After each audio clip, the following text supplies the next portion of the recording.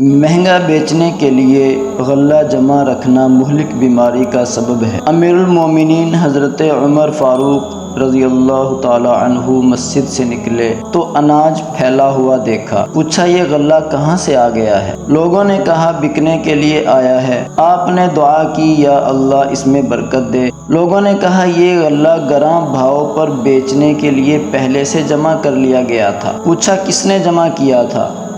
لوگوں نے کہا ایک تو فروخ نے جو حضرت عثمان رضی اللہ عنہ کے آزاد کردہ غلام ہیں، اور دوسرے آپ کے آزاد کردہ غلام نے۔ آپ نے دونوں کو بلوایا اور فرمایا کہ تم نے ایسا کیوں کیا؟ جواب دیا کہ ہم اپنے مالوں سے خریدتے ہیں، لہٰذا جب چاہیں بیچیں، ہمیں اختیار ہے۔ آپ رضی اللہ عنہ نے فرمایا سنو، میں نے رسول اللہ صلی اللہ علیہ وسلم سے سنا ہے کہ جو شخص مسلمانوں میں مہنگا بیچنے کے خیال سے غلہ روک رکھے اسے اللہ تعالی غریب کر دے گا یا جذامی کر دے گا۔ یہ سن کر حضرت فروخ تو فرمانے لگے کہ میری توبہ ہے اللہ تعالیٰ سے، پھر آپ سے عہد کرتا ہوں کہ پھر یہ کام نہیں کروں گا۔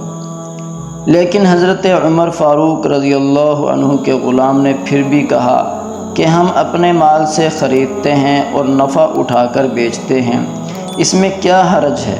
راوی حدیث حضرت ابو یحییٰ رحمۃ اللہ علیہ فرماتے ہیں کہ میں نے پھر دیکھا کہ اسے جذام ہو گیا اور وہ جذامی بنا پھرتا تھا۔ ابن ماجہ میں ہے کہ جو شخص مسلمانوں کا غلہ گراں بھاؤ پر بیچنے کے لیے روک رکھے اللہ تعالیٰ اسے غریب اور بیمار بنا دیں گے۔ تفسیر ابن کثیر۔